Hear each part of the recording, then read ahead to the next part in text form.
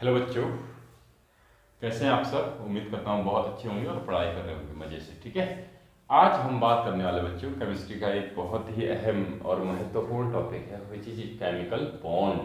Chemical bond के बारे में आज हम बात करने वाले हैं। आखिर केमिकल बॉन्ड होता क्या है। ठीक है, चलिए देखते हैं बच्चों, हेडिंग डालते हैं हम केमिकल केमिकल बॉन्ड। बच्चों आपने बहुत सुना होगा chemical bond, chemical bond, chemical bond, लेकिन ये होता क्या है आखिर केमिकल बॉन्ड। चलिए हम स्टार्ट करते हैं।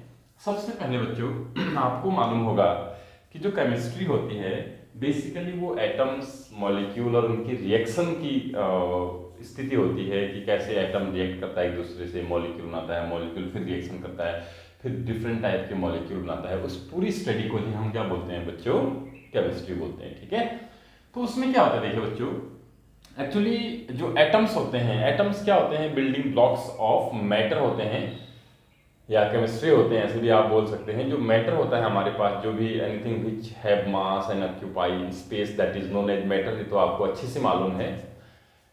अब वो जो मैटर बना होता है वो डिफरेंट टाइप के एटम से मिलके बना होता है। आप ये बोल सकते हैं कि जो एटम है वो मैटर का one of the smallest part होता है बच्चों।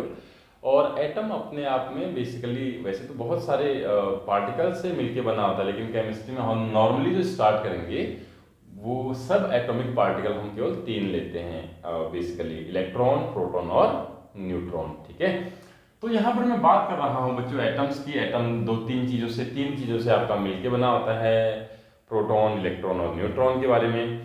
Most of the atoms are unstable, जो मैक्सिमम एटम होते हैं except noble gases. Noble gases के कुछ जैसे हीलियम हो गया, फिर उसके नीचे आपका नियोन आता है बच्चों, नियोन के नीचे आपका आर्गन आता है, आर्गन के नीचे आपका क्रिप्टॉन आता है। ये सारे ऐसे नोबल गैस हैं, ऐसे गैस हैं जो किसी दूसरे के साथ नॉर्मली रिएक्शन करते ही नहीं हैं, तो इनको तो हम क्या बोलेंगे बच्चों, नोबल गैस बोलेंगे। ठीक है, और अब हम बात करेंगे बच्चों कि बॉन्ड क्या होता है। देखो इनके अलावा जितने भी पीरियोडिक टेबल में हम एटम की बात करते हैं, हमारे पास नाउ वी हैव 118 एटम्स और एलिमेंट्स। अब इतने हमारे पास है, उनमें से कुछ ये हैं जो आपस में बच्चों दूसरे के साथ नॉर्मली रिएक्शन बिल्कुल नहीं करते हैं, लेकिन बाकी सारे एटम अनस्टेबल होते हैं बच्चों, अनस्टेबल होते हैं, हाईली अनस्टेबल होते हैं। जब तक वो किसी दूसरे एटम के साथ रिएक्ट ना करें तब तक वो आपका स्टेबल होते ही नहीं हैं। तो बच्चों atom are unstable in nature, they wants to stable, वो क्या होना चाहते हैं, आपका स्टेबल होना चाहते हैं। That's why they attract to each other, वो एक दूसरे के साथ क्या हो जाते हैं, अट्रैक्ट हो जाते हैं बच्चों। This force of attraction which holds two or more than two atom together is known as chemical bond। उसी को हम क्या बोलते हैं बच्चों, केमिकल बॉन्ड बोलते हैं। चलिए अभी डेफिनेशन पाए दोबारा से ध्यान से देखिए। The force of attraction which hold two or more than two atoms together in a molecule is known as chemical bond. For example ले लेते हैं। आपने वाटर तो सुना होगा बच्चों, वाटर का जो मॉलिक्यूलर फॉर्मूला होता है आपका H2O। ठीक है, तो यहाँ पर क्या होता है बच्चों, 2 हाइड्रोजन के एटम आते हैं प्लस आपके एक ऑक्सीजन का एटम जब आपस में मिलता है तो आपका बच्चों क्या बनाता है, ये इट फॉर्म्स H2O। ठीक है, ये देखिए कितने हाइड्रोजन के एटम 2 और कितने ऑक्सीजन के एटम 1, क्या बनाया, वाटर का एक मॉलिक्यूल बनाया। Because 2 hydrogen atom are unstable, because the oxygen atom also stable, that's why they form a stable molecule, stable chemical species which is known as water।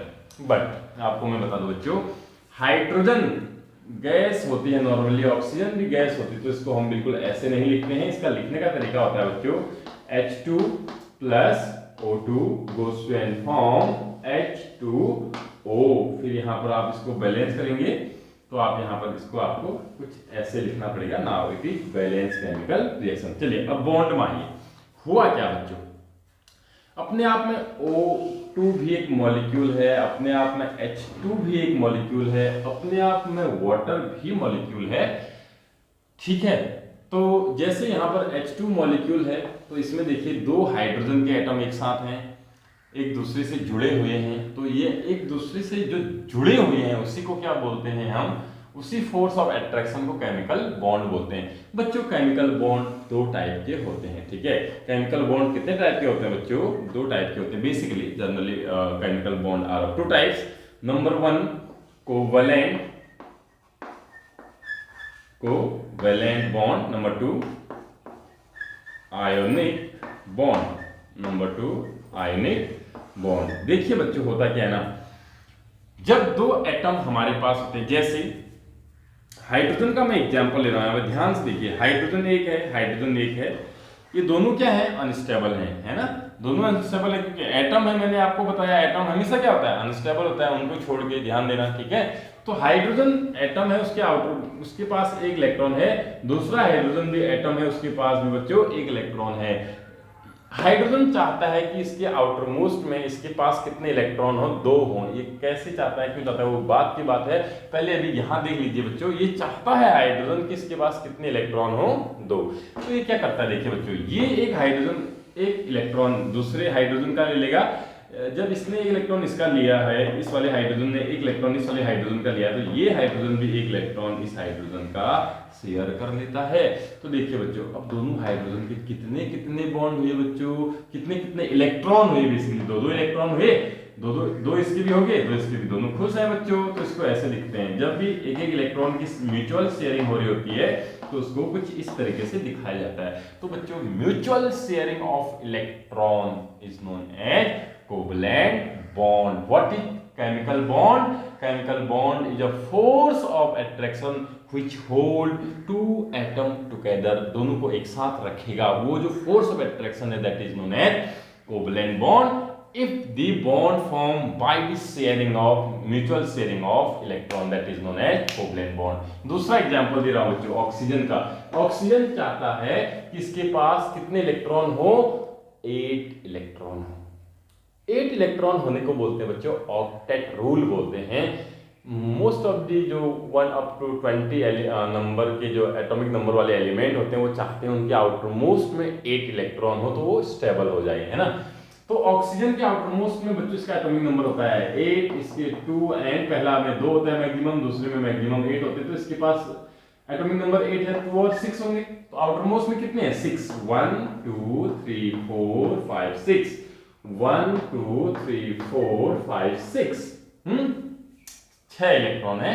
तो अब बताइए बच्चों, बताइए ईमानदारी से बताएं कितने इलेक्ट्रॉन की रिक्वायरमेंट है इस ऑक्सीजन को। इसको है 2 इलेक्ट्रॉनों की, तो ये 2 इलेक्ट्रॉन यहां से लेगा, ये ऑक्सीजन भी 2 इलेक्ट्रॉन यहां से ले लेगा बच्चों। अब देखिए बच्चों गोला, ये वाला गोला देखो, ये गोला किसका है, इस ऑक्सीजन का। ये गोला किसका है, इस ऑक्सीजन का है बच्चों, ठीक है। तो यहाँ भी 8 इलेक्ट्रॉन कंप्लीट है, यहाँ भी 8 इलेक्ट्रॉन कंप्लीट है, 2 इलेक्ट्रॉन की म्यूचुअल शेयरिंग हुई है, तो O डबल बॉन्ड O हो जाएगा बच्चों। क्लियर हो रही बात। ये भी कोवैलेंट बॉन्ड है, ये भी कोवैलेंट बॉन्ड है, ये सिंगल कोवैलेंट बॉन्ड है, ये डबल कोवैलेंट बॉन्ड है।